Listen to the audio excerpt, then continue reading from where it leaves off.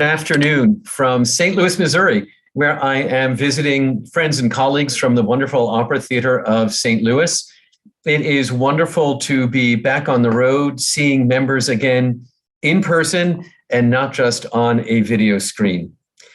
Today, we have a webinar that's produced by the Black Opera Alliance. It follows the one that we worked on together earlier this fall about demographic research. In all my communications with the Black Opera Alliance, I've learned a great deal, including all that I have to learn. Today is another one of those learning opportunities, and I'm really pleased that we have such a large audience signed up for today's webinar.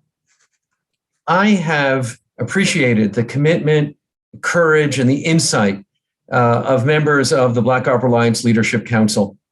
They have been uniformly generous of spirit in all our discussions, and I'm truly grateful.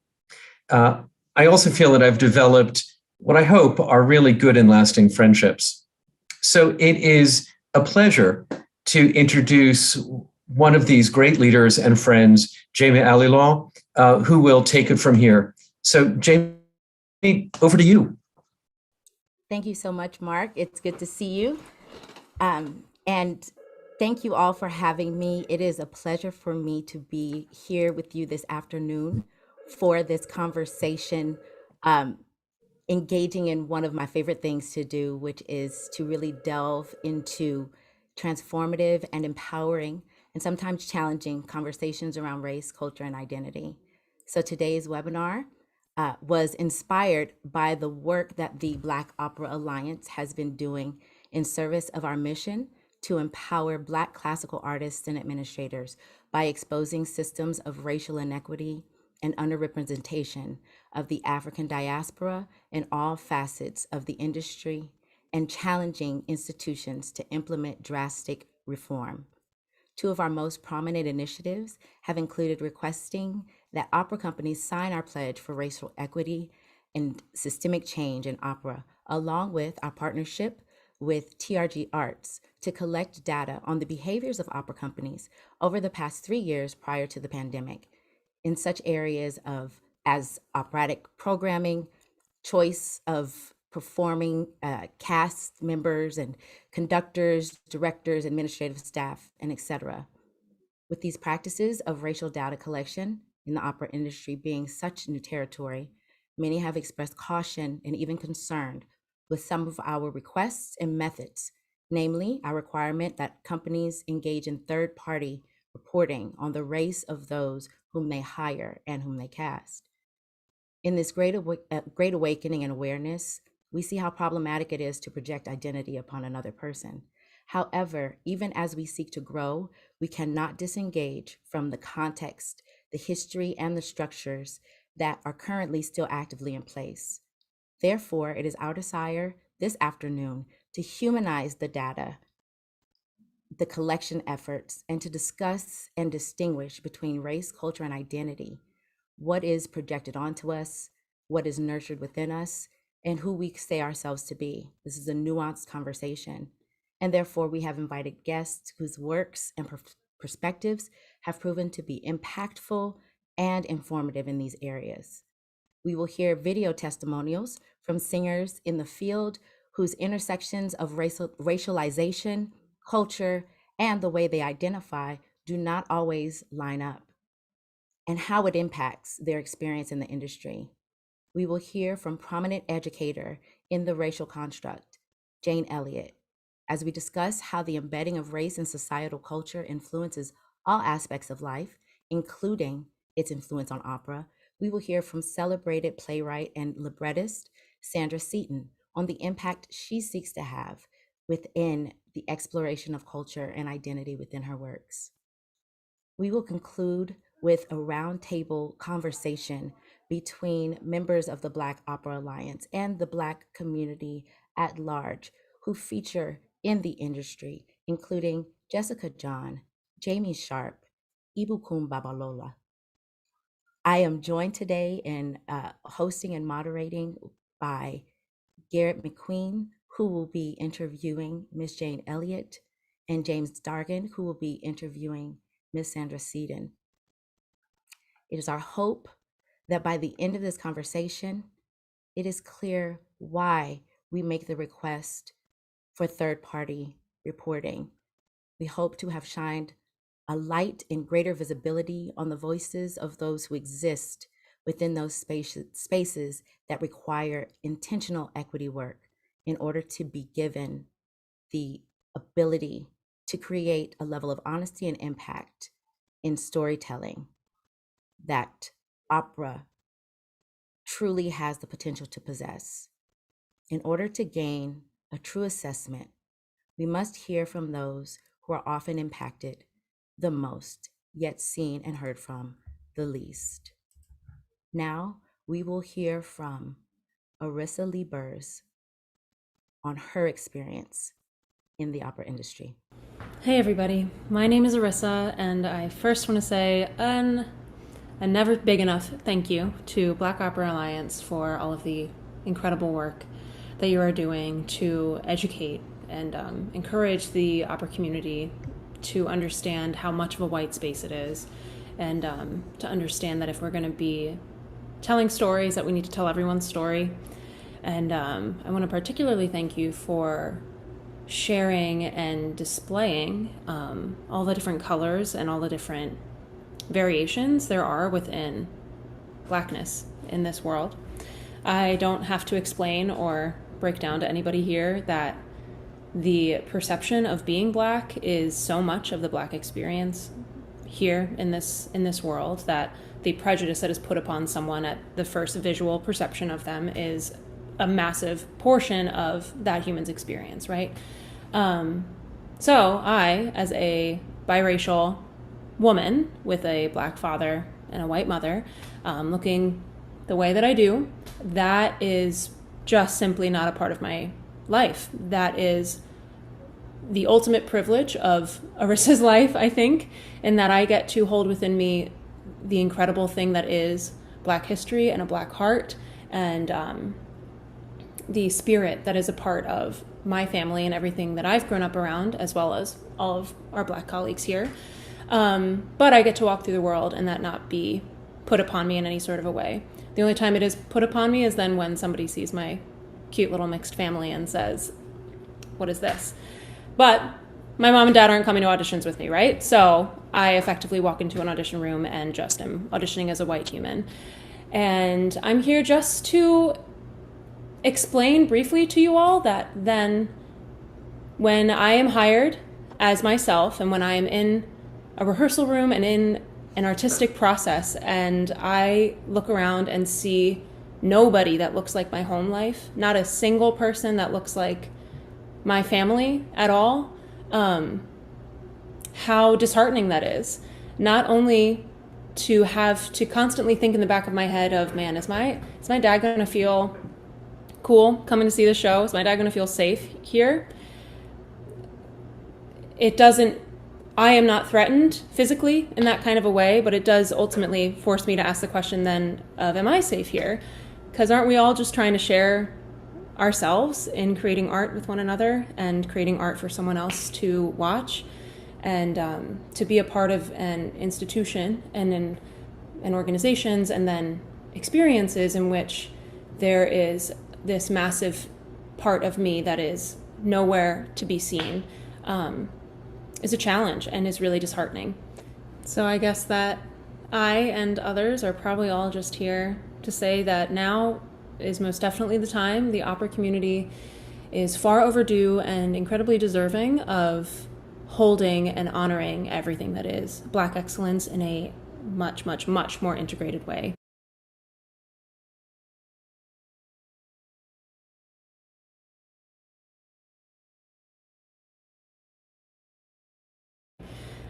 It's wonderful that we're having the conversations, and I trust that all of you opera folk out there will take stories like mine and stories like all of the other voices that you're going to get to hear today, and honor them as they need to be honored. Thank you. Thank you for those words, and thank you again, everyone, for joining us today. My name is Garrett McQueen, and it is my extreme honor to get to engage in conversation with Miss Jane Elliott as soon as we get Jane on the screen and on the microphone. Thank you so much for being here with us today. Okay, well, you're thanking me now, but later you won't be. You'll be really angry in a few minutes because Well, we won't solve this problem until we stop using words like biracial and mixed family and privilege. There is no biracial person on the face of the earth. We are all members of the same race, the human race. We are all Homo sapiens, period. Everybody read the book Sapiens. And I can't remember the author's name, but read it and realize that you and I and every person watching this are 30th to 50th cousins. You are my cousins, and I refuse to allow people to use words that indicate that you probably came from outer space. I think you came from this planet. There's only one race on this planet. I will say that so often that you'll get really tired of hearing it. But I'm tired of hearing people talking about racialization and biracial, and let's stop using those words and use words like mosaic. A mosaic is something new and beautiful and made of many elements. That's what we all are. What do you have a question you want me to answer? Because if you don't, I will go on and on and on, which is not what you want. You need to realize that when somebody says the perception of me, look, perception is everything. It doesn't matter what you meant by what you said. What matters is how it is perceived. And when you are saying things like a judge did this week, we don't want any more black pastors in this courtroom. The perception is that that fool is an ignorant, and he's an educated idiot, which is what my father would call him, because he still hasn't caught on to the idea that, number one, white and black are words that began to be used in the late 1400s and early 1500s. Before that, there were no white and black people because there were no people who were designated white or black. They were all shades of brown. And that's the reason I like the word shade that you're using, because we are all shades of brown. A little kid comes to school and the first thing the teacher says is, the loving, non-racist teacher says, "Oh, another little black boy." Immediately, that kid knows that according to the dictionary, his color makes him savage and evil. And she says, and here's a little white girl. And according to the dictionary, that makes her good and pure. We've got to stop using those two words. If we would start, in the dictionary, you have the word melanotic, which means nearly black in color, skin color, having a lot of melanin in your skin. The word, if you don't have enough iron in your blood to keep you healthy, we call you anemic. If you don't have enough melanin in your skin to protect yourselves from the damaging rays of the sun, why aren't you melanemic? It doesn't mean white, it means you don't have much melanin in your skin. And those who have more melanin in their skin should be called melanaceous. They have more melanin in the skin, and melanaceous rhymes with gracious and spacious and efficacious. Let's start by changing the language. Words are the most powerful weapon devised by humankind. We use words to kill people and to kill their progress and to kill their future and to kill their dreams on a daily basis. We don't want any more black pastors in this courtroom. People, it's time to use words that are real and that are truly descriptive of people instead of words that were used in the 14th and 15th century. Now, if we're going to continue to use the language of the 14th and 15th century, we should also use the means of communication and transportation that they had at those times. So you can turn my camera off, because at those times they didn't have something like this. Do you really want to continue to act like we did, like they did in the 14th and 15th century? If you do, you will be really, really empowered by that in a society that believes in the rightness of whiteness. We've got to get past the idea of the rightness of whiteness. You need to, I know you want me to shut up, and I will in a minute, but you need to realize that only 15 to 18% of the population of the earth, 15 to 18% of the population of the earth is classified as white. That means that 82% of the earth's population is other than classified as white. When are we going to stop this nonsense? When are we going to start to deal with reality? Opera could do a tremendous job. It could help immensely in that very thing, because when we start recognizing, number one, when we start forcing people to read Anthony Browder's book, Nile Valley Contributions to Civilization, we'll find out that opera probably started in Africa, just as writing did, and just as a numeration system did, and just as most of these wonderful things that we have came to us from a country in Africa in which the people were shades of brown. And there were no so-called white people at that time. I'm sorry, go ahead. What's your first question? Oh, no, thank you very much. So, to your point in the power of words and power of language, as the opera industry begins to celebrate Black artistry, Black composers, Black librettists, are we in turn taking a step backward toward progress, considering the whiteness of opera and opera spaces? Absolutely, you're not, because you need to realize that within 30 years, white people in the United States of America will be a minority group. We will be a numerical minority. It's time now, and we're playing catch up ball and we're playing catch up music. It's time for melanated people to recognize that people who are melanaceous and melanotic can not only make music, they can make law, they can make history, they can make peace, they can make this a better place in which to live. Try to put on an opera try to stage a production without the presence of people of color. And most of the people of color are not going to be on the stage. They're going to be setting it up for melanemic people. In this country, to get anything accomplished without the skill, the talent, the strength of people of color, you can't accomplish anything, because they are now almost in the numerical majority in this country. It's time for melanemic people to realize this, to recognize this, and to get ready to live peacefully with those for whom they have not provided peace in the past. I would love to see an opera that shows that very fact. Here's the way it was. Here's the reason it was. And the reason it was the way it was, and the reason it is the way it is today, is racism, which is simply the result of self-provided ignorance. The idea that there's more than... Go on. Sorry, yeah, Don't get me started. Your use of the phrase "people of color" has reminded me of one of the biggest challenges we have as a Black Opera Alliance in some of our collaborations with opera organizations. The word BIPOC, or the phrase "people of color," is easier for many members of the institution to swallow than Black. We push the word Black because there are specific experiences that go along with that word. I wonder if you can speak to the importance, or maybe in your opinion, the unimportance of the specificity of the Black experience in these conversations. And as long as we use that word and all the things that it indicates, we will have the same problem.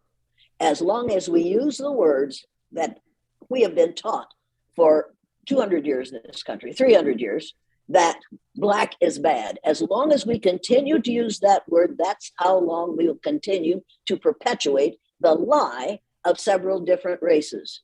Now, we're all, if I would trace my ancestry back as far as I could, if I trace my DNA back as far as I could, I would find that a portion of my DNA came from a country in Africa. And so would everybody else on the face of the earth. Perhaps it's time to use something other than Black. Perhaps it's time to use melanemic, melanaceous, melanotic, or perhaps it's time to use brown. We are all shades of brown. And if you get the National Geographic for April of 2018, you'll find out that we are all shades of brown, because we all came from the same place. No matter how far back you go, if you go back far enough, you're going to find out that we are all descendants of people who look like you but are very much darker. It's as long as you use that language, you will perpetuate that notion of that difference being a negative. If we would teach the truth, if we teach the truth in preschool, if we start teaching in preschool, teaching kids that we're all members of the same race, we're all shades of brown. If we would put the Pantone color wheel up on the classroom wall, have the students go up to the Pantone color wheel, Put your palm against it and run your hand around that until you find a color that matches the color of your skin. Then go to the thesaurus and look up all the synonyms for brown. There are about 100 of them. Pick one of those that you think matches the color of your skin. Look it up in the dictionary and then use that for your skin color from now on. A couple of young women called me several months ago, and said, from now on, when we have to fill in a form and ask for race, we're going to put human. I said, great. What are you going to put if it says skin color? One of them said, I'm going to put mocha. The other one said, I'm going to put chocolate. This makes sense to me because there's nothing negative about mocha. There's nothing negative about chocolate. There's nothing negative about walnut. There's nothing negative about those colors. There should be nothing negative. There should be no words that are negative to refer to your skin color or to my skin color. I'm not white. You can see the whites of my eyes, and you can see that my eyes, the whites of my eyes, don't match my skin because I am not white. I'm kind of piebald. I'm several different colors. But I'm sorry about that. But are you going to call me speckled? I'd rather be called speckled than white because it is much closer to what I actually am. Now, I know that over these centuries of regarding blackness and badness, that's the way it was, but it doesn't have to be that way forever. It's time to put a stop to it, and we could put a stop to it if we chose to. All of those different shades of brown that you speak to, unfortunately, in our society, come with different privileges, different positions of power. When we talk about the idea of passing, I think that's an important thing to consider as well, considering how that shade manifests, or at least has manifested, in the opera industry here in the United States for these 100 or so years. Wait a minute. Let's talk about the word privilege. That word is being used greatly now because in 1987, a lovely woman named Peggy McIntosh wrote a paper about white privilege. Have you read the white privilege paper? I have She not, referred no. to what, yeah, get it and read it. And then instead of reading it as privilege, read it as what it is. White privilege is really not privilege, but unearned advantages based on the ignorance of racism. That's what that paper should have been called. And if you read that paper, she has managed to fix the first 5 sentences, but the rest of them are absolutely blatantly racist because they says because of my race I can do this and this and this and this. Wait a minute. She didn't know, evidently, in 1987 that we're all members of the same race. If you can do these things because of your race, then so can everybody else. Because there's only one race. White is not a race. It's a skin color that doesn't exist. It's time to teach the truth, and it's time to stop supporting the lie, and it's time to do that now. And music has the ability to do that. Do you know what a difference you could make by writing an opera and producing an opera that told the truth? Oh, good Lord. I haven't read the one you talked about in your questions, but I should think that everyone, kids at the kindergarten level, the first grade level, the second grade level, the third grade level, should be told that all the kids in this class, they may be all different colors, but they're all members of the same race, people. And we've got to start teaching the 3 R's of rights, respect, and responsibility. Write me an opera, please, that's called 3 R's, rights, respect, and responsibility. Now, teachers are going to come to it because it's going to be about reading, writing, and arithmetic. It ain't going to be about reading, writing, and arithmetic. Those 3 words don't all begin with R. Reading begins with R, writing begins with a W, and arithmetic begins with an A. If opera could do something that told the truth about what we aren't teaching in the classroom and the truth about the lie, you could make a tremendous difference. I honestly believe that. I wonder what your relationship is with opera as an art form. The world is very familiar with the teaching that you've done on the concept of race. I wonder what your experiences or relationship are with opera or classical music more broadly. I have had very little relationship with opera and with classical music. And since I left high school, I no longer play in the band. I played the French horn for years, but I was never, I've not, hey, my people, my artists are Nat King Cole and Ella Fitzgerald. Make no mistake about this. Those were not operatic people. Those were people who sang songs that you could sing on the way to school. You could sing in the classroom. You could sing anywhere you were because it relieved the stress of poverty and isolation. And I really need music now because I'm more isolated now than I've ever been in my life, because I'm the one that says we've got to get rid of the words white and black. Now, the people in your group who call themselves black and who have lived with that for all their lives don't appreciate what I'm saying. I realize that. And white people, so-called white people, are even more angry at me than people who are called black are, because their self-image depends on being called white. A man can be lying in the gutter and he can say, well, at least I'm not black. You know it, and I know it. We've got to stop using those two words. There's a better way to talk. And if we haven't learned it in all these centuries, how smart are we really? Absolutely. As we close up this portion of the webinar, I want to ask. So, thank you for everything you've said. So, as we explore ways to dismantle these constructs in the use of our language, I wonder if that can apply to words like opera, like classical music. I wonder what you think, what direction we need to go in toward making sure that the experience of Ella Fitzgerald and Nat King Cole is closer to the experience of Terence Blanchard or Rossini or any of these other so-called classical artists, considering the colorings and the shades and the cultures that have traditionally followed each of those sorts of musical genres and musical aesthetics. Those musical genres and musical aesthetics would not have happened if it hadn't been for the first modern human beings that evolved on this earth, and they evolved in sub-Saharan Africa. And most of what we call music began there. What we call music began there. And if you don't recognize that, and if you only do opera that shows the wonderful things that white people are and how wonderful it is to be white, you are perpetuating the lie. It's time to stop being a part of the lie and say, look, folks, here's the way it really was. And here's the way it really is. And only 15 to 18% of the population of the earth, are you going to continue to sing to that 15 to 18% and either ignore or do worse than that, discount the other 82 to 85%? I wonder how long you're going to get away with that. And I wonder how long you're going to be content to do that. Without people of color, without Africans, there would be no people other than in Africa. Do you understand that? I am only here because some brilliant African person left the area of the equator and without any means of any modern technology moved from there, and his descendants and her descendants kept on moving until they got into what we call Ireland. By the time they got there, all their descendants' skin color had gotten lighter and lighter and lighter. That's the only reason I look the way I do. If it hadn't been for that, number one, I wouldn't exist. If it hadn't been for those brilliant people, the rest of us wouldn't exist. And we have managed to deny, not only to deny, but to discount the brilliance of the people who started this whole thing. I want an opera that shows that. I want an opera that tells the truth. And I think that could happen.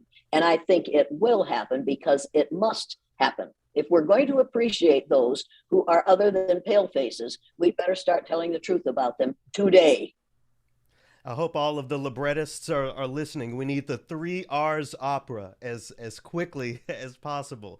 Jane Elliott, thank you so much for speaking with me. We'll circle back around toward the end of this webinar, but we're actually going to transition now with a video from one of my colleagues on the Leadership Council of BOA, Zuli Inirio. Hi everyone, my name is Zuli Inirio, and I am an Afro-Latina soprano, and I am so excited and so honored to be part of this space and to be able to share my experiences with opera. I am especially grateful to the Black Opera Alliance for all the work that this organization does to bring about racial equity in the opera sphere, and I am very grateful for the opportunity to speak to my experiences.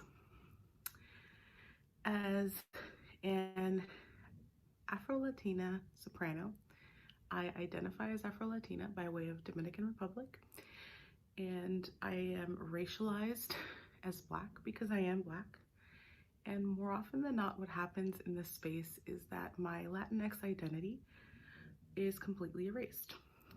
Meaning that when I walk into a space and I am basically categorized by the way that I look and how I present, I do not fit what a typical person thinks of when they think of a Latinx person.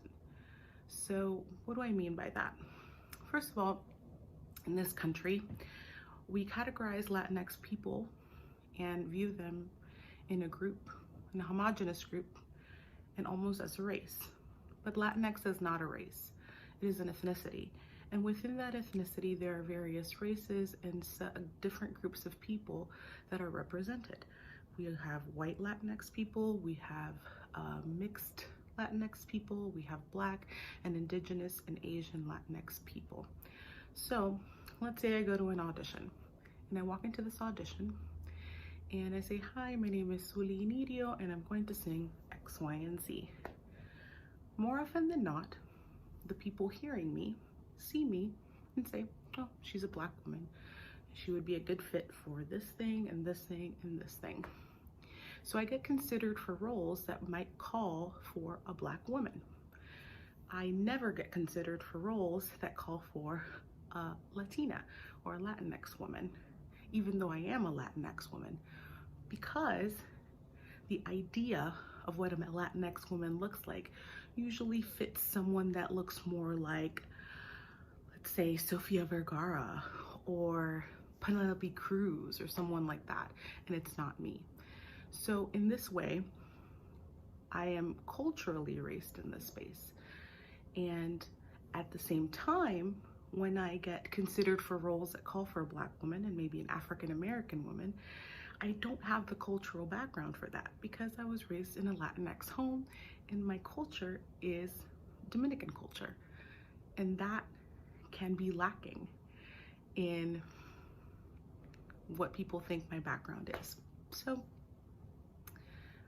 with this story and with sharing just a bit of my experience, I just want to show that Blackness is diverse, the African diaspora is vast, and our identities within Blackness are completely nuanced, and there's way more to explore there. And for the same, on the flip side of this coin, in terms of my identity, Latinx people are diverse. Latinx people have different experiences. Latinx people get racialized in different ways based on their race because Latinx is not a race. Thank you so much, Zuli. Zuli is by far one of our most considered, measured, obviously intelligent members of the Leadership Council at BOA. I'm not saying any of us are dumb, but Zuli is special. I'm pleased to be with all of y'all, but really, I have to confess, I'm even more pleased to be conversing with Sandra Seaton. I'm gonna give y'all just a quick drive-by. I'm gonna have to leave out a lot of her accomplishments and accolades. But if I gave you the whole list, I think I would sound like that voice that tells you about side effects at the end of commercials on medication. So I'm gonna take it easy. I'm gonna just give you a little bullet point overview, and then we'll dive right into our little conversation. Sandra, thank you so much for being with us. So Sandra Seaton's voice as a writer bestrides both the spoken and sung theatrical stages. She was born in Columbia, Tennessee, and went to the University of Illinois, Champaign-Urbana, and Michigan State University for creative writing degrees. Ms. Seaton taught at Central Michigan University for 15 years, but I first came to know her work through a piece called The First Bluebird, in the Morning. The First Bluebird in the Morning. It's a digital short by the LA Opera, and the composer attached to this particular piece is Carlos Simon. Seaton and Simon have actually collaborated on a full-length opera called Night Trip. Once I kind of had my particular entree into Seaton's work, in that first short, I noticed how lyrical her words were already, but also how evocative and specific they were. And then I started doing a little bit more digging, and I also came to greatly respect Seaton's work because of the choice of voices that she amplifies. In particular, a lot of black voices, a lot of black female voices, and a lot of black moments in history.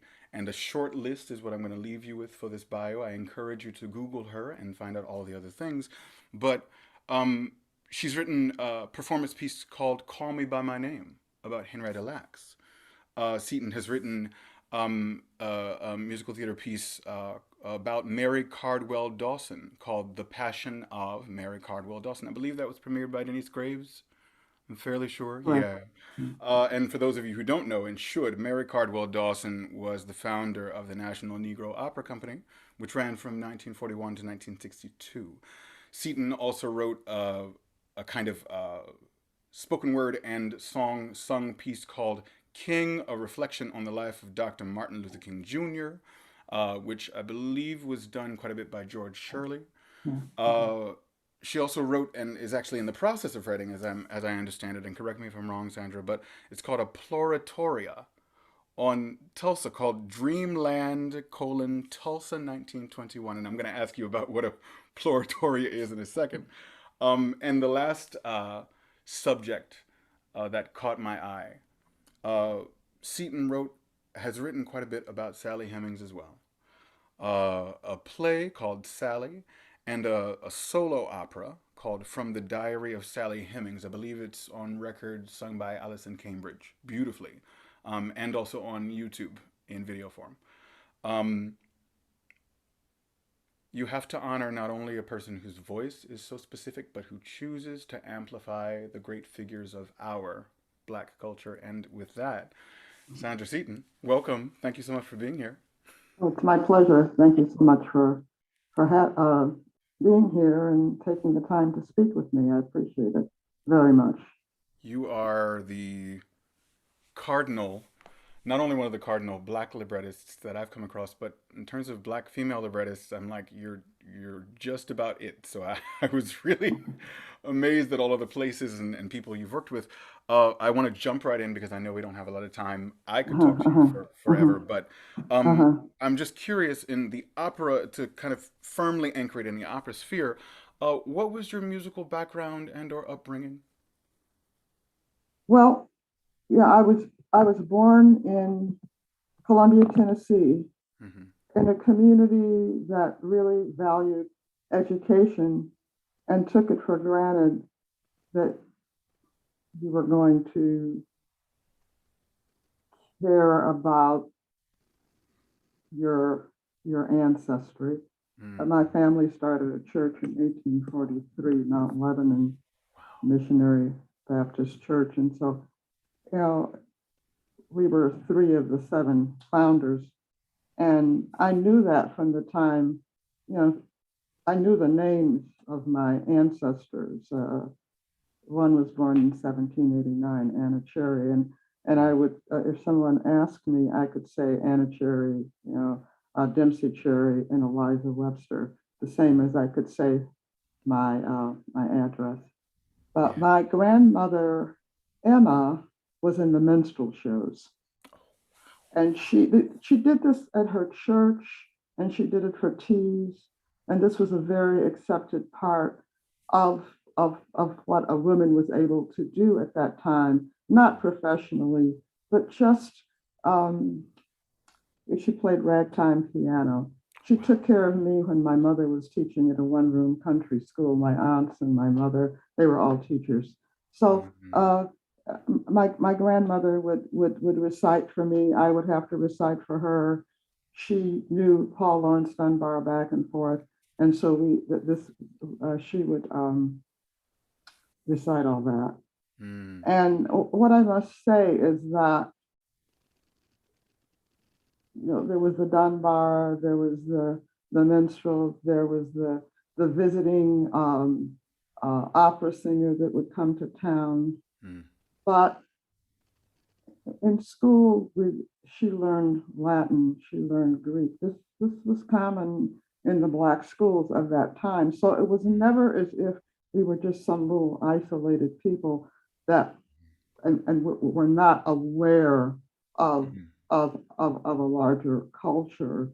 Right. Because if you looked at one of our books at that time that we had in school, a fifth grade reader would look like a college book today. So these were intelligent, Yeah. educated people who in no sense felt deprived in any way. I'm speaking of the black middle class, but also anyone who went to school, Mm. you know. Mhm. And that, there are a lot of pros and cons, but there were some advantages to that segregated society because Mm. we were able to build this very strong culture. Uh, my relatives, my dad went to Fisk, my mother went to A&I, Tennessee A&I. So they brought back the music, the big bands of the time. Then we moved north, which was kind of a strange, thing to get used to. Yeah. But I went to high school, played the viola in the orchestra. A Uh, violist. All right now. yeah, there you go. And found WFNT, Mm. uh, listened to, found the Met, listened to the Met every Saturday through high school because one of the things I've always strongly felt that we're not just here to be our own small part of the culture. We are a big part of the culture, and everything that's out there, we have a right to take advantage of. So, nobody said you should listen to the Met every Saturday. There was a guy named George Shirley on, and I didn't know he was Yeah. black, but I listened to him all the time. And, I would dance to Congolese Kyrie Elysians, Yes. uh, uh, at WFMT every morning before I went to school. Uh, and so, what I've said so far is one thing you have to remember is it's not an isolated story. There are so many people out there, and I will say African American, Black, Mhm. however you want to call this. And, I beg to differ with Miss Elliott, but I'm going to Right. say this here. Okay. But I'm not just one isolated person who had that experience. And I'm sure if you go out there, you'll find there's so many people who had the similar experiences. But the problem is we just don't know about those experiences. And so we meet someone, an African American, and says, "Oh, you knew this or you knew that." And we think they're unique. We're really not unique. There are a lot of Sandras out there, a lot of people who grew up in a lot of southern towns Yeah. um, Yeah. who I had had who had that experience. right, and I'm sorry to interrupt, but I had the fortune of being raised by a Sandra type. Mm-hmm. And and what you say rings true on so many levels, especially the kind of intellectual and artistic ferment that you grew up in, Mm-hmm. the connection with the church, which we find so often in Mm-hmm. not only intelligent, Mm-hmm. curious people, but in Mm-hmm. particular Black and African American Mm-hmm. folks. Mm-hmm. In particular, Black folk that go into the arts. Oh, so many of us have Mm-hmm. those roots with like our mothers and Mm-hmm. the Mm-hmm. female figures in our family stressing education and the arts and also having a family connection to the church where Mm-hmm. we come into contact with so much of incredibly vibrant oratory and music melded together. I don't want to go off on a soapbox of my own because I know that you and I could go off on our different soapboxes, but I am of the opinion that the Black church is actually the best American example of what Wagner called Gesamtkunstwerk, Mm-hmm. where people are like, oh, yes, opera is a complete art. Well, guess what? Black people have had that in church for generations. Right. And A Dvorak, perfectly, when he came to America, what he yes. found with the Black church. And I Yeah. just want to say one other thing, though, that Oh, yeah. I don't want to leave this out. We moved to the west side of Chicago. So I grew up around the doo-wops, which I loved. And Yeah. then I'm a big jazz fan. There was all the great jazz stations, Daddy O'Daly, Dick Buckley. I grew up around those and went to Illinois, and there was John Cage and Dave Garvey and Roundhouse. Yeah. So to me, it's just music with a capital M. Mm. It's classical music, opera, it's John Cage, it's doo-wops, it's the blues. I love rhythm and blues, R&B. Uh, and it's just All music with together. a capital M. Yeah. And that, if I think about opera, I think about opera that's able to incorporate those things. So classical could be a part of it, Mm-hmm. and then something else, like one scene, then you can bring in a doo-wop. Mm. That Terrence Blanchard, when they do, uh, when they have the Kappas there Right. doing theirs. Well, that's opera too. And I It just is. think that, there's some exciting things that are happening. So I'll get off my soapbox. Well, and you are not only someone who has influenced these exciting things, but you are at the forefront or the foreground of a lot of these developments. It must be exciting to kind of see Hmm. blackness in opera kind of develop and Absolutely. be make more of a space for itself. And Hmm. you of course, in what you were saying, you kind of edged on to my next question, which, Hmm. you know, I was really, really pleased to see in one of your bios online. You said something like, the stories of your grandmother and her mother remain an important influence on your work. Hmm. And you know, we spoke about the minstrel shows and the recitation. When you are writing a libretto, are Hmm. there ever turns of phrase or a certain way of talking about a character or having a character speak for themselves that do you ever feel like you're maybe channeling, you know, your grandmother or her mother? Do you ever hear their voices in your writing? Oh, definitely. Well, I Mm, would say my mother, my aunts, uh, the night trip mm, would, and I invited some of my family. I invited my sister Brenda to see that, and she mm. claimed that she had never been to an opera and didn't know if she was going to like it. And she's a college graduate. Yeah, And she sure. went to two performances. She decided Hey. it was okay. Uh, and one thing, she knew who the characters were. She said, Mm. "Oh, that's they're based on, but they're not."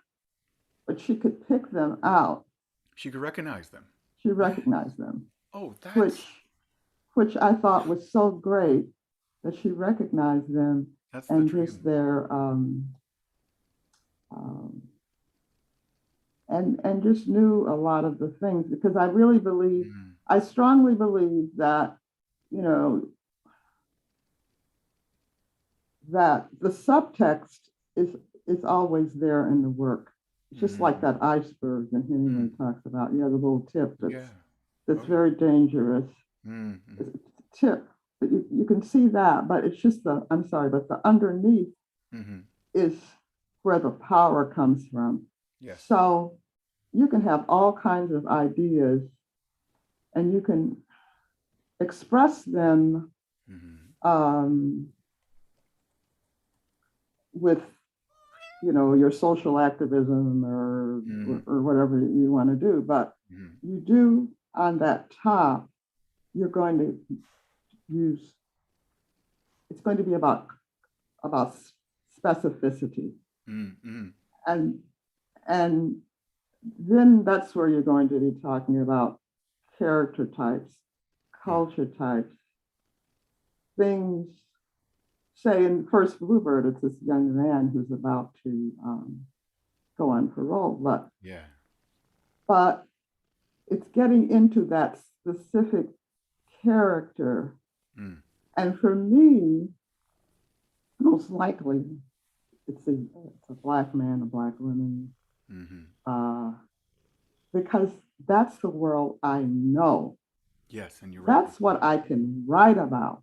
Yeah. And then underneath it, you can have the rest of that power. Mm-hmm. Mm-hmm. Uh, and that's That iceberg. Yeah. that's what's going to motivate the work. And the Mm. idea that you could start with the meaning on top, Mm-hmm.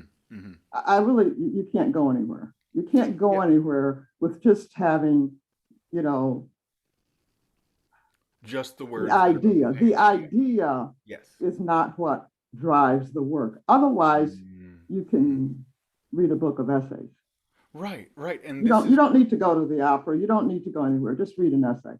right, exactly. The words you're using, especially specificity, are what, in my small opinion, we are missing so far from most of the black characters in opera, which is where we have space to go, right? So it's not just enough, and I hear what you're saying about the power comes from the subtext, comes from that Right. deep knowledge of the Right. character that you're writing, and it actually comes from a lot of the stuff that is not explicit on the page. It is the stuff that Right. you have to know as the writer.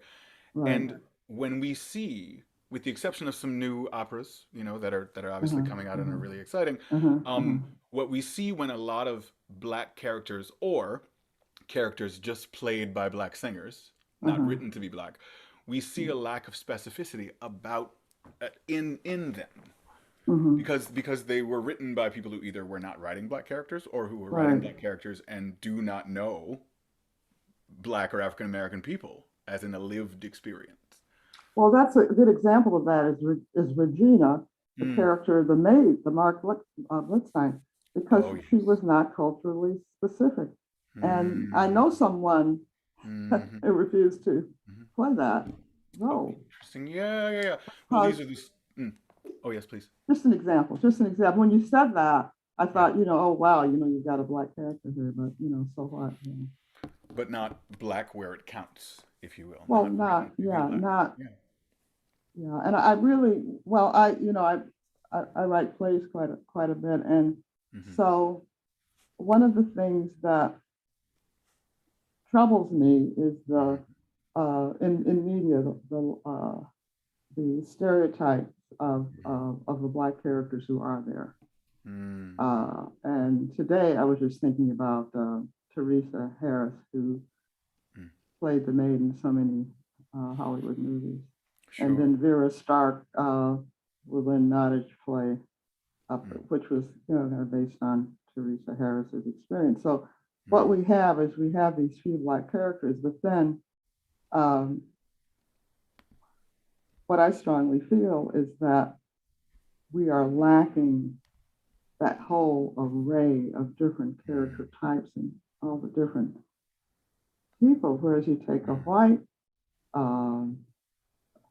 characters in a movie, my goodness, you can have all types. Have some great films where you have the leads and you have this array of character actors that are, and those character actors, that's an important thing to think about because they are so many personality types from so many walks of life. Yes. And that is what I am trying to achieve. You succeed. And I feel like your work is both exemplary, but also it is a challenge to other librettists and composers to continue to try to bring the kind of specificity into the operatic space that has so far been lacking, but at the same time, it's so exciting to see in your work and others, us starting to push the envelope and bring full personhood, full specificity to these black characters that we are introducing. I wish that there were time for all of the questions that I wanted to ask you, but there's never going to be enough time. And I know that we're bringing you back for the Q&A. So I'm going to transition at this moment and thank you so much for giving us a lot of pearls. I had to write down some stuff you said. Thank you so much, James. It's just a pleasure. And, to be here and spend this time with you because you are the future. And it's means so much to me that to have this dialogue with you, because when I hear you talk, I know all is well. Oh, geez. All is well.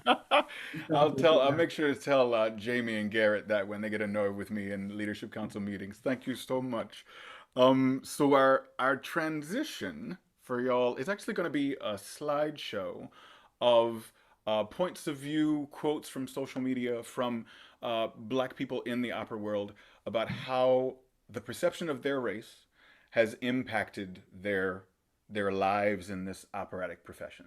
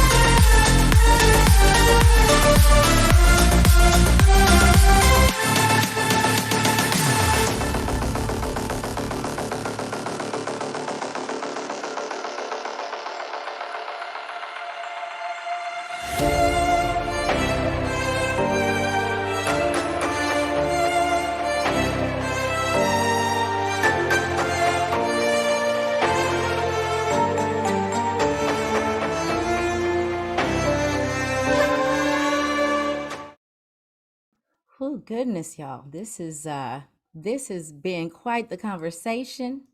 And I would, first of all, I have really enjoyed the energy of the conversation, right? Because I mean, we came out the gate with it, and with really some differences in perspective, which I appreciate. That Miss Jane Elliott and that Garrett really started to just really touch upon, and we recognize that this is a very we had lofty aspirations with this programming today, because there is so much that needs to be discussed, and so we are only able to really touch on and just looking at some of the questions that are coming in from the chat, I can already tell we're going to need to have a part two. But as we go into this roundtable conversation, I just want to do a slight reset to reestablish the foundation for this roundtable discussion. So to Ms. Elliott's point, race is a made-up construct.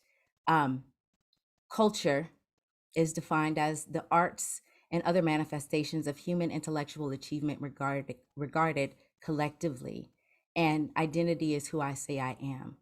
So while race is a construct,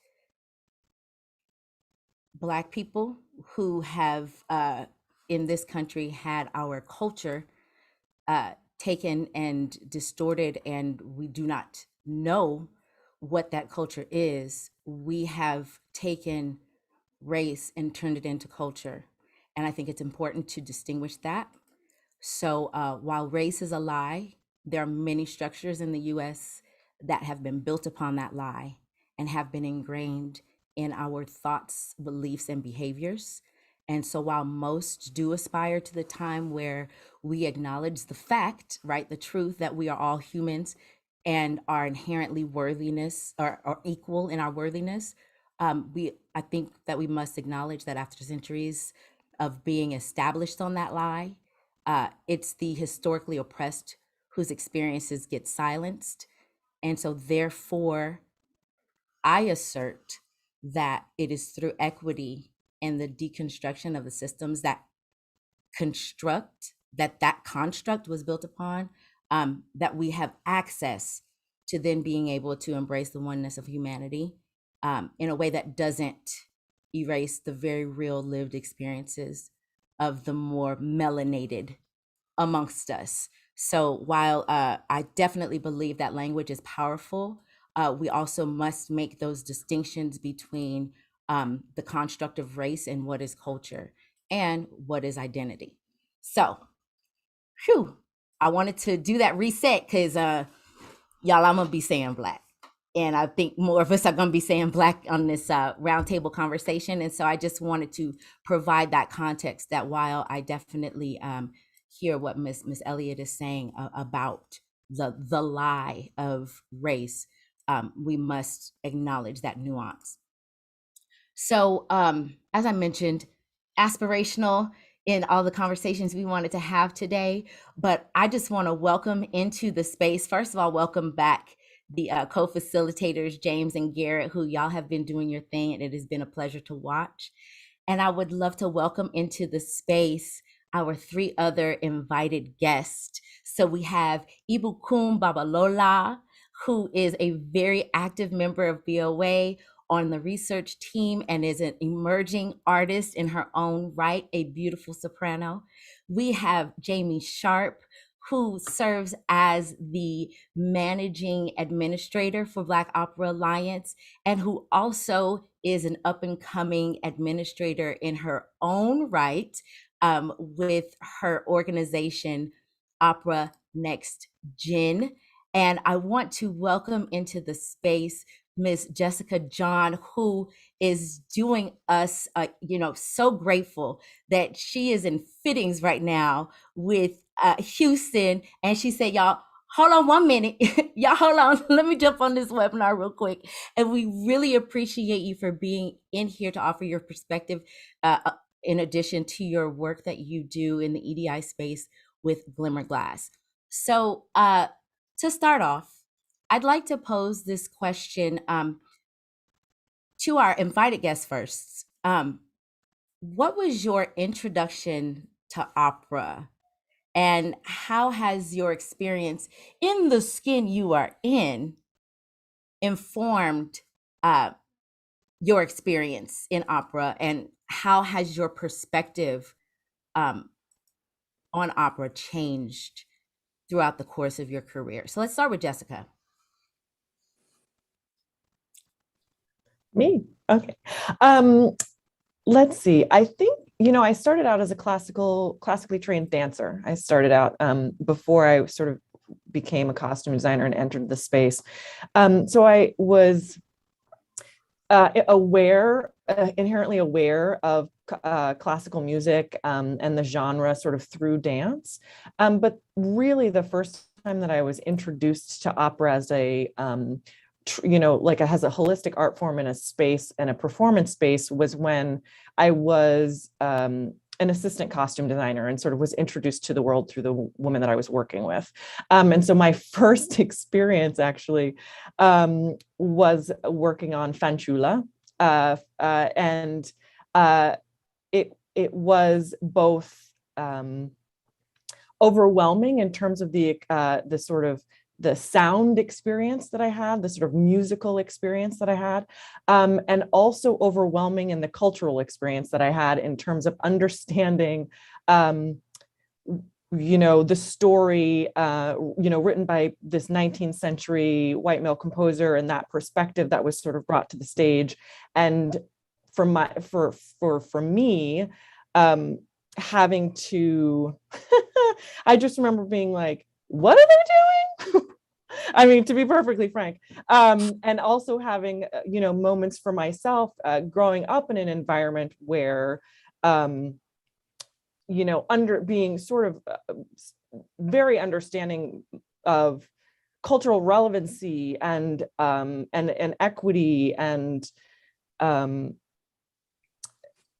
and watching these characters. I think, James, you sort of spoke to this in your conversation with Sandra about watching these sort of stereotyped and degraded characters within this story, which happens quite frequently in the traditional opera and sort of popular opera canon, was a bit jarring for me, and I remember having conversations with the designer about even just about the approach, and how she would be representing the characters, and finding myself sort of being like, oh, you're gonna do it that way. You're gonna okay.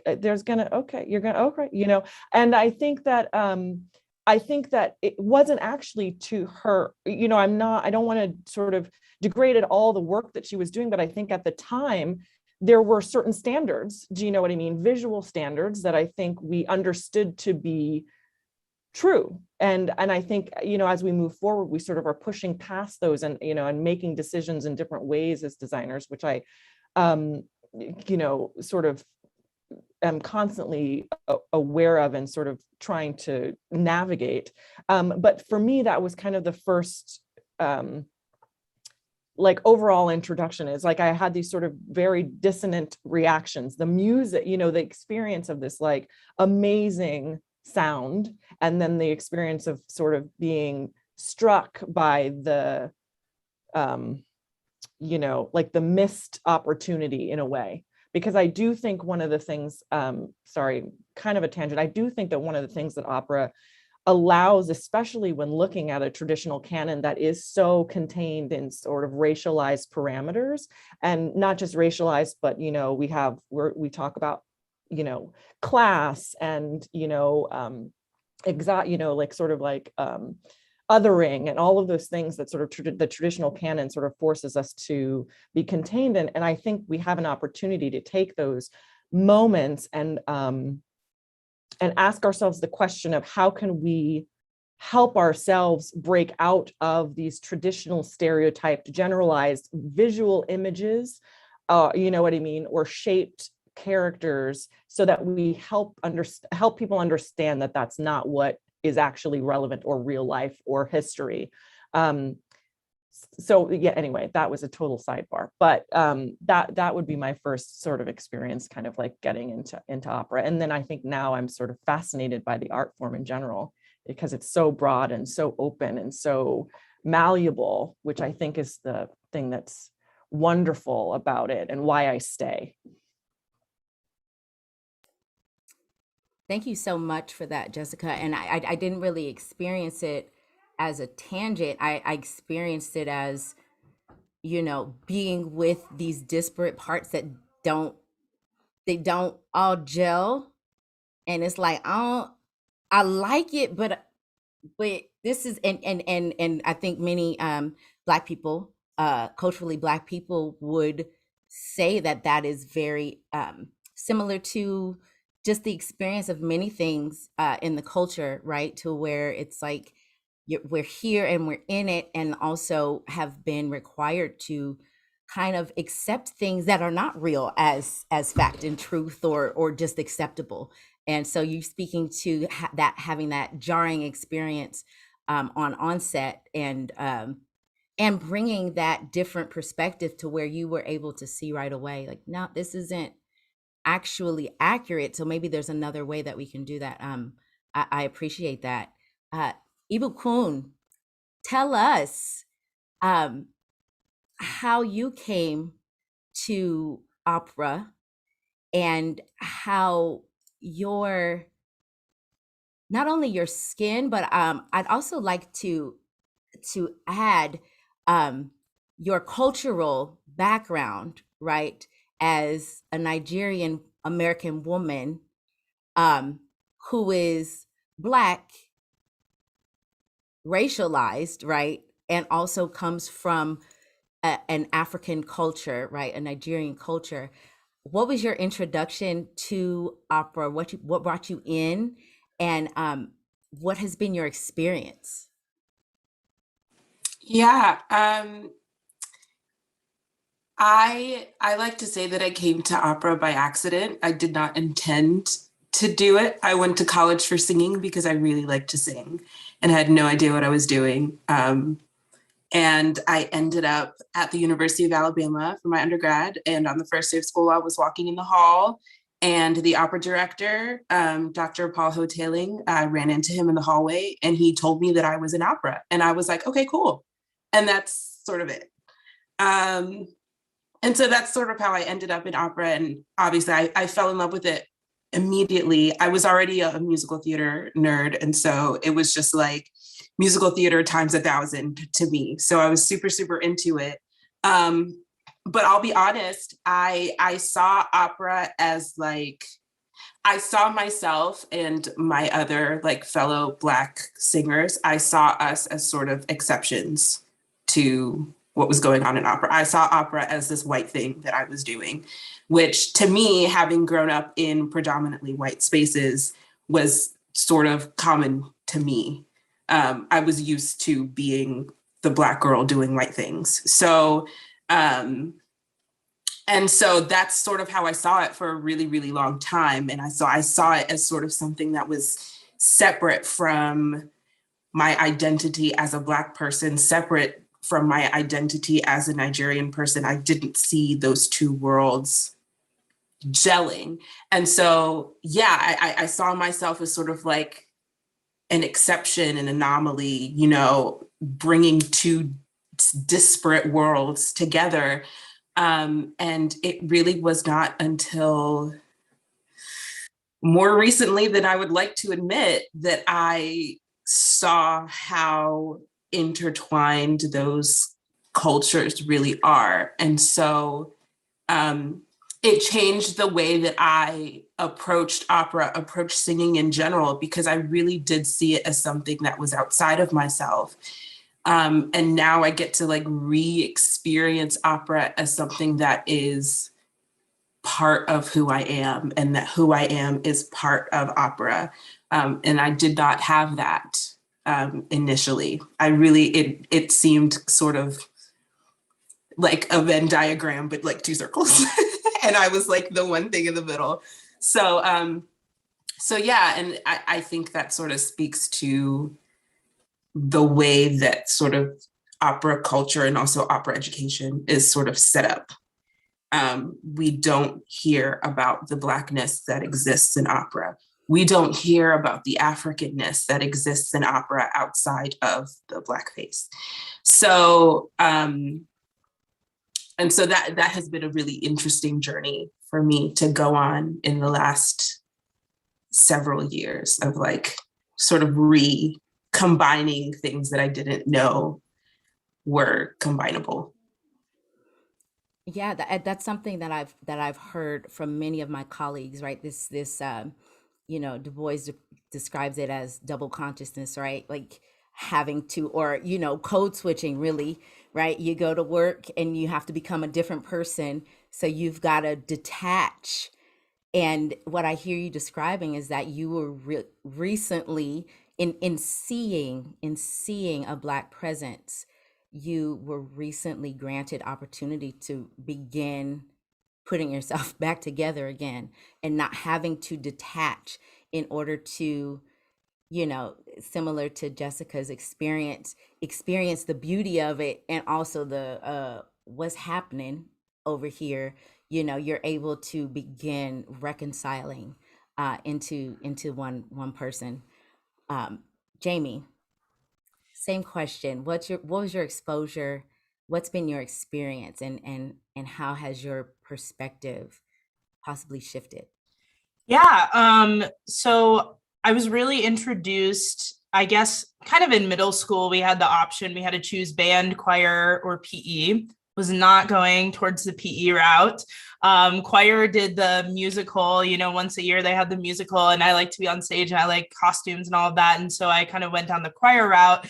And it was Cynthia Johnson, my choir teacher, who was like, you have something special. Like you should look into singing like solo classical repertoire. And I had no idea like what that was.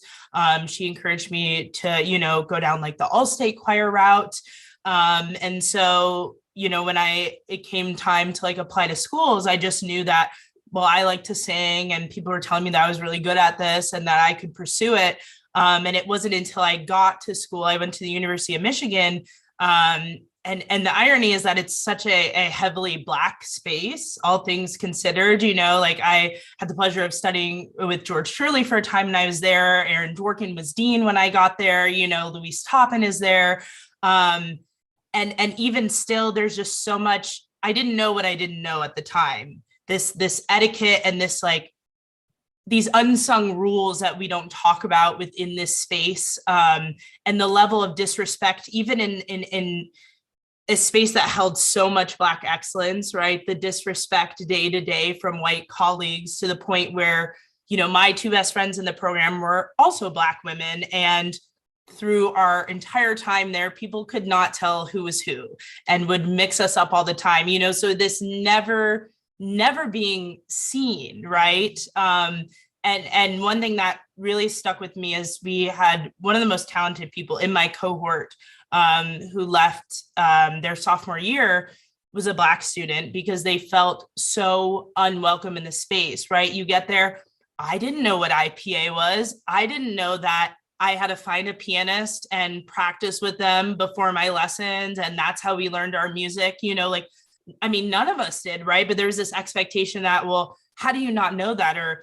well, when I was at Interlochen, like I did X, Y, and Z. And I had no clue, right? And that really started driving me down the path of administration, because I realized the work that wasn't being done, right, on the opposite end, to help and support all this talent that I was seeing that was not, being utilized the way that it should, right? I wanted to help people like the student in my class that dropped out because they didn't feel welcome in the space, right?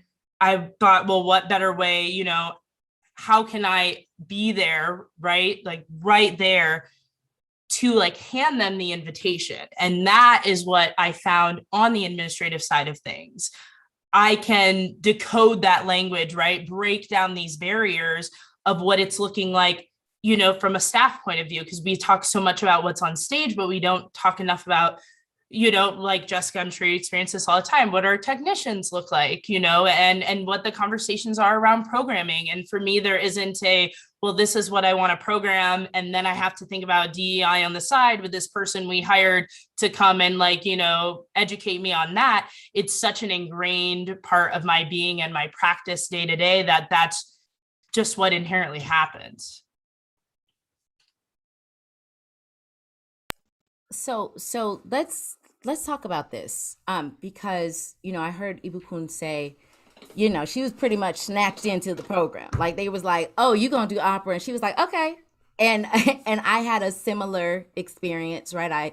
I sang. I didn't even know what a music degree would look like, and was gonna do something else. And they said, "Nah, you're gonna do this." So while that's at least two, Black people who were brought in by people who heard and recognized the potential, what do we do when we get people here, right? And so this goes into that conversation around EDI, right? So we're talking about, let's get diversity, let's get inclusion. But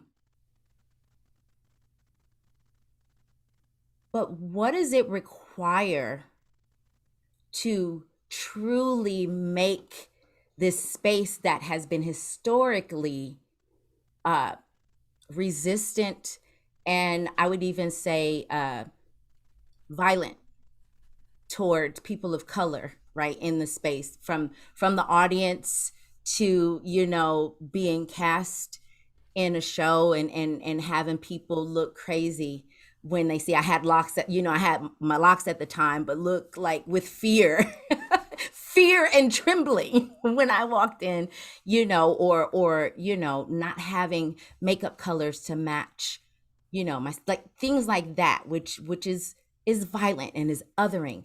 So what does it require to get true inclusion, from the stage to the administrative spaces to the audiences? And Garrett and James, I'm gonna let y'all come in to contribute as well, but I saw Jamie put her hand up first. Yeah, I mean, I think the simplest and easiest start is to just listen, right? There is so much, especially in this now post George Floyd era, where a lot of, namely white people, think that they've read this book or they've listened to this podcast and they now know what EDI is better than what we, know of it. And not even recognizing, right, within our own Blackness, how nuanced that is, and how, I mean, we spoke about this with Ibukun and with Zuli. We all live different experiences, right? So there is no one checkbox, we need to just do this one thing and then we're good to go, right? It's changing, and you have to be flexible, and you have to be constantly evolving and taking in as many perspectives as you possibly can. I'm going to jump in.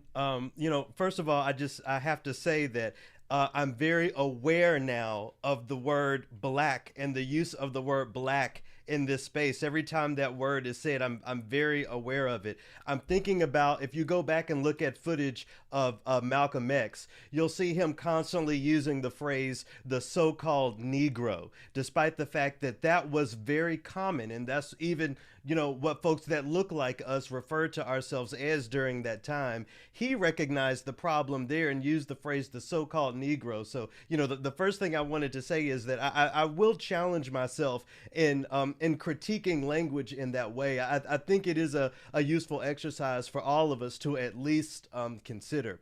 But to the question of creating these equitable spaces, as a bassoonist, my entry into opera was just another gig. This week, instead of playing a Beethoven symphony, we're playing this opera, and instead of sitting on the stage, we're sitting under the stage. So that was my basic relationship. When it comes to equity work, before my involvement with a project that led to my involvement in BOA, I couldn't imagine a melanated opera singer who was aware of these conversations considering what opera is. I couldn't imagine the existence of someone who was willing to enter spaces like those and be willing to even have these conversations. I didn't know that those people existed. So, I say that to say, in creating these equitable spaces, I challenge us to enter and engage these spaces more honestly. What will it look like for us to unapologetically bring all of ourselves and all of our culture into these spaces instead of doing the things that maintain our position in those spaces that may take away from our lived experience or cause us to reiterate and perpetuate some of the lies of respectability, of professionalism, of so-called Black excellence, and those things. I think that's a key factor in this work, making sure that those of us who are in these spaces bring our whole narratives, our whole experiences into the space. Yeah, I hear you, Garrett. And that is something that has been historically not just challenging, but dangerous, right? To show up as completely yourself is not always safe. Black women are very used to the narrative of being considered difficult, right? If we speak up, which could mean the loss of a job and a position. So there are very real risks. And I hear you, Garrett. It's you know when we're calling forth for less melanated colleagues to be brave in listening and be brave in speaking up and questioning and challenging, we also have opportunity to challenge ourselves to be brave enough to be fully ourselves in the spaces. James. Partly echoing this interrogation of what our use of the word black means, I'm put in mind of James Baldwin speaking consistently about how the word Negro says more about what white people see or think about us than ourselves, right? The word Negro, or the word black that we use now, is much more of a projection of what they think we're going to be, which is why it is so firmly monolithic, right? These words are words that are used to remove the nuance from us that we contain in multitudes. All of the black people on this little panel have completely distinct and unique expressions and experiences of blackness. And yet we are all put in the box of black. So I'm glad that the mental ferment is still continuing, but to the question that you posed, Jamie, about what is it going to take? I'm just going to be that guy and say the simple thing that I'm sure everybody on this panel is thinking already. It's going to take an exponentially higher level of cultural competence when it comes to blackness in opera, from top to bottom, from backstage to front of stage, to front of house, to every possible thing in between. Because, and I'm put in mind of a couple of very specific examples of this. If we were to make opera a welcoming space for black folk, one, black folk, even though we are not monolithic, we do welcoming better than almost any, I wouldn't say better, but at least as well as any group on this planet. If you are wanted in a black space, you are going to know. And if you are not, you are going to be under no misapprehension that they want you there. We want you there, right? So this comes to mind when speaking of the audience demographic and the way of advertising that the Met went about with Fire Shut Up in My Bones. Because yes, there were many more black people in that audience, but only as many as could afford the ticket. And so there were not as many as we know would have wanted to be there. Because we would show up if we could afford to. So that's one. The welcome mat was not rolled out in terms of ticket prices. It wasn't rolled out in terms of the aesthetic, the actual aesthetic of the advertising the Met used, because it was the same font, the same style of photography, just with black people subbed in. So right away, you understand that you are a guest. And the last thing I want to say, because there's many more intelligent folk on this panel just waiting, locked and loaded, I'm sure, was something that I noticed personally. So I just did a few days ago, last Thursday, I did an audition for Chicago Lyrics chorus. they put out an audition notice, especially encouraging people from diverse backgrounds, problematic language, but yeah, I was like, all right, I'm going to bring my diverse behind to this audition, whatever that means. I went in and I sang Di Provenza from La Traviata. I think I sang it pretty well. I didn't mess up too badly. But my goal for the audition was to see what the spirit was like in the room. Because I've done auditions before, but because of the atmosphere of opera, I've sat back on it for a few years. So this is my first chance to kind of see what it's like, to see if it's as bad as a lot of my Black colleagues have said. And oh yes, the room was cold, and I mean energetically and spiritually. It was not a welcoming space for me to put my voice or my body or my personality into it. And it made me realize that there's such a thing as being a good audience member as well. That is another thing, that even though we are not monolithic, Black people are good audience. If you are bringing it, they will let you know. We will let you know. We are not going to sit there like oil paintings or cold fish. If you are crushing it, you're going to hear about it. I gave them all of my best stuff, and legit, there were 4 words from them. And I know that is usual in the opera world, but it's not right. So when you as a Black person walk in, you know you're out of place already. But then they can't even crack a smile and say, hello, it's nice to see you. And then after you crush it, they can't even say, wow, that was lovely. That doesn't mean you have to offer me a contract. That doesn't mean you have to offer me anything. But as my mom would say, be respectful. Well, So- and that is certainly, I mean, even just, I hear you referring to basically the call and response and just the feedback, right? Yeah. And then even the, just so many cultural concepts that I hear you inviting into the audition space. And finally, we're going to hear from Ibu Kun. What is going to be required to do this work? Yeah, it's sort of a summary of what everyone was talking about, but I feel like what we're eventually leading to is there needs to be a respect for difference. I think that in general, we have a fear of things that are different. I think that's why a lot of times when people talk about inclusion, what they're really talking about is homogenization. And that's not what we want. We don't want to, that's why I know that the idea of oh, we're all the same, we're all one race, I know that's very alluring, but the reality is, I mean, even before racialization, we were all different cultures. We were all different nations. We had differences, and those differences are important. They're meaningful. They're vital to us. For me, the things that make me different are important to me. And those don't take away from the way that I connect with other people and the way that we can collectively sort of come together. And, those two things can exist at the same time, but we need to respect the differences that we have.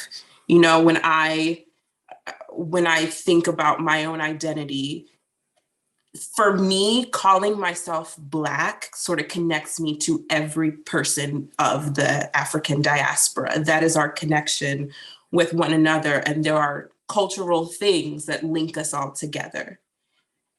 But I can still respect the fact that I am a particular kind. I am Nigerian. That is one particular thing. And so I respect the difference between me as a Nigerian and a Black American or a Black British person.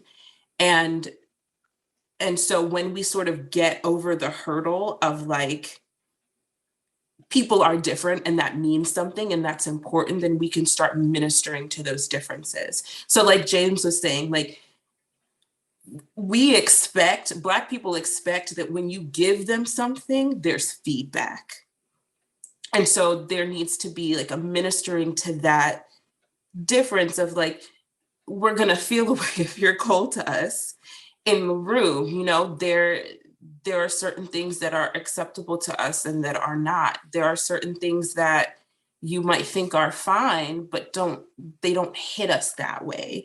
And I think taking that extra step of care, taking that extra step of acknowledging the fact that my needs and my perspectives are different, and they affect how I move in the world, and they affect how you and I relate with one another. And so if I'm going to be inviting to you, I need to come and meet you where you are, and understand what makes you unique and what makes you different. I think if we can sort of get to that point where we're okay with being different with one another, and sort of okay with bringing ourselves together, not by taking away those differences or, watering them down or making us more alike, but in celebrating our differences in proximity with one another, I think that's the cheat code. I hear you say that it's about honoring and valuing differences enough to view them as essential, rather than, this notion of like, oh, okay, we'll get diversity because it's the good thing to do. It's morally right.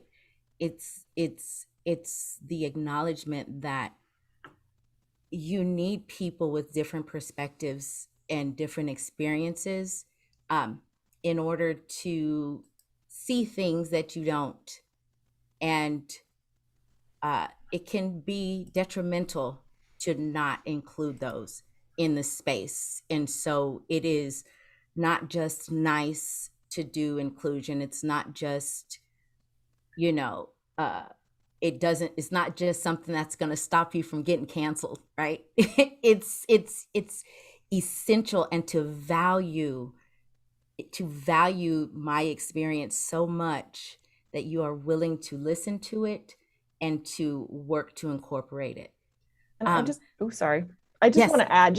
to add too, that I think when we talk about this, that we have to understand that is for the benefit of all, right? What we're saying is that the valuing of this difference, that the idea that, that each person brings something unique and important to the process, is a benefit to everyone in this space.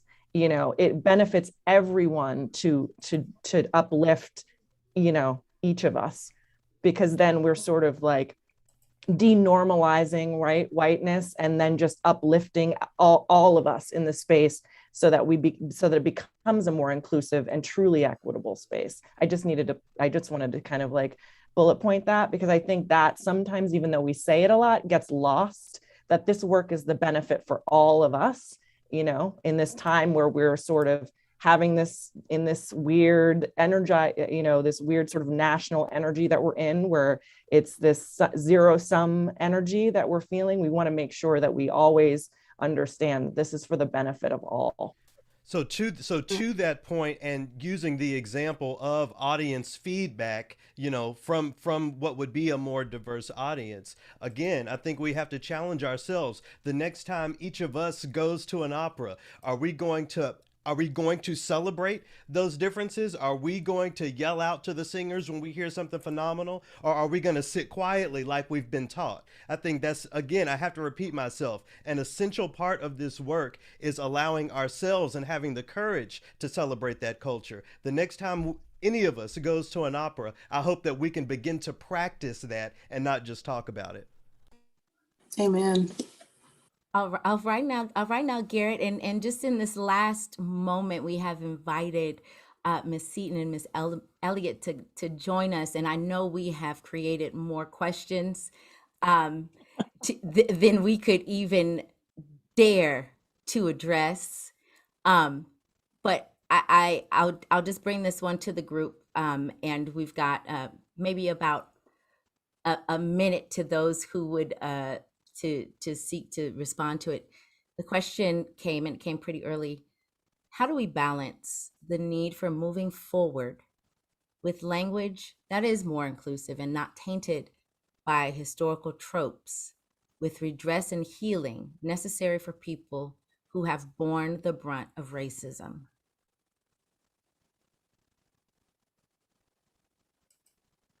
I know I ain't pick one of the lightweight ones. Could you repeat? Could you say it one more time? Yes, let me because you know it was expressed so eloquently. So let me break it down a little bit. How do we balance the need for moving forward, right, with language that is more inclusive and not tainted by historical tropes, with redress and healing necessary for people who have borne the brunt of racism?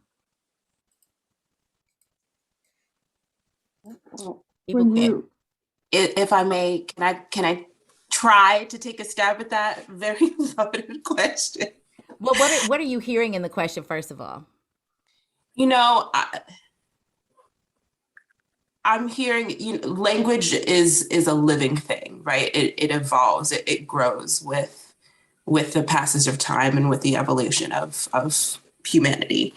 And so I don't think there will ever be a point where we have the perfect term, because people will change, perspectives will change, the world will change, and terms won't work anymore. And we've seen that happen. We've seen it happen in real time.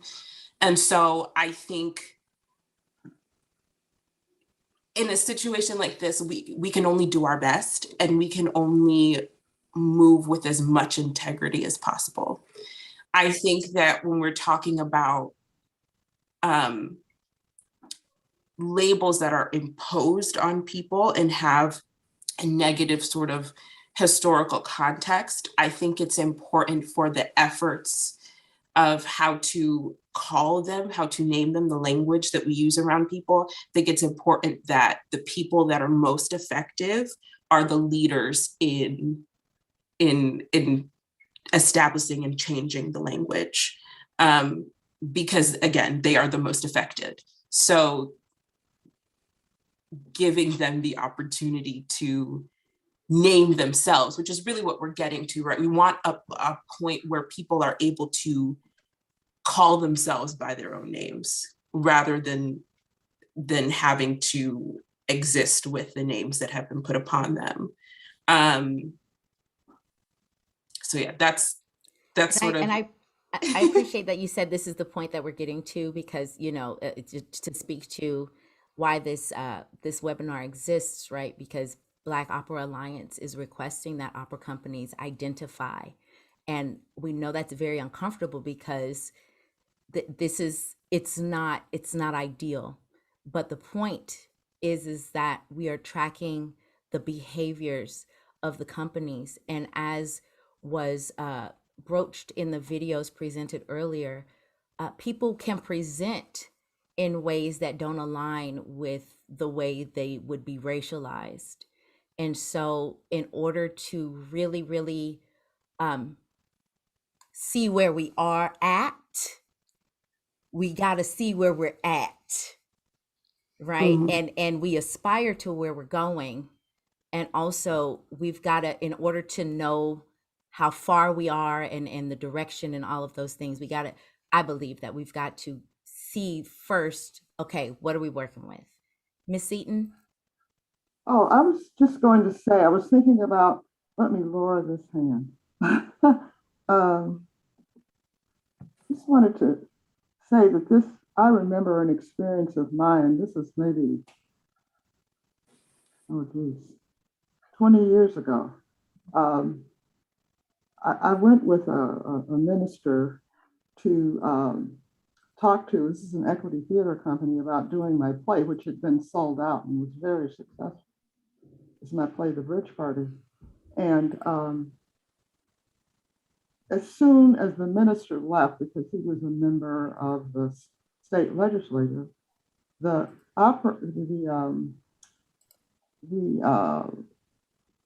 manager, the theater manager, and she said, "Don't tell anybody this, but we're already doing one Black play. And if we do your play, they might start thinking of us as a Black company." And she said, we have a lot of people from GM that come here. I don't know what that has to do with it, because there's a lot of Black folks at GM. But, and she said, don't tell anybody this, what I told you. And this was 20 years ago, and I was shocked. And I didn't make a big deal out of it. And I don't think, I went around telling people. And so what it comes to, and I started thinking about this lately, and because of that phrase, shelter in place, because I feel so often as African Americans, as people of color, that we shelter in place. We protect people and we don't say anything. We protect so many people, and I call it sheltering in place. Because why do they deserve to be protected that way? And I think that's something that we do. So I think in doing what you're doing, in having the courage to say, you need to identify the people of the Black people or Hispanic people that you are hiring. I think it's about time, because you don't know, you have no idea how long this has gone on. And I say bravo to you for having the courage to do that. Thank you so much, Ms. Seaton. And I think that is a great, if I may say so myself, that is a great way to end this conversation. Because as I mentioned, we aspire to so much, to fit so much in this short time. And what this really demonstrates is just how essential this space is and how overdue these conversations are. And the industry is ready. And the Black Opera Alliance, though it is just over a year old, is made up of nearly 1,000 members globally who bring many decades of experience for many, as much experience working for equity as they have spent in the opera space. And so this is where I invite you all who have taken or drawn anything from this conversation, the work that Black Opera Alliance does, have been inspired, have been challenged, have been brought many more questions. We invite you to contribute to the efforts that we are making. We are a very young, mostly volunteer run organization that is doing some heavy lifting. And so we invite you to partner with us by going to www.blackoperaalliance.org and to make a donation. You can also sign up there to get our newsletter. And if you consider yourself as a Black member of the opera community, whether that be as an artist, as an administrator, as an audience member, we also invite you to join on the website or to go to our Facebook group and request to join there. Thank you so much, everyone who has been in the conversation today. Miss Jane Elliott, Miss Sandra Seaton, Ibukun Babalola, Jamie Sharp, Jessica John, and my co-presenters, Garrett McQueen, James Dargan. Thank you so much. And thank you to Opera America. Thank you, Mark Skorka, and for the amazing team who has supported us from our beginnings and continues to support us with resources and with listening ears. Thank you so much for this platform and this opportunity. Jamie, thank you for this. It was just great to meet you, great to hear from you. The stories are so powerful. Just thank you. Look forward to doing some more.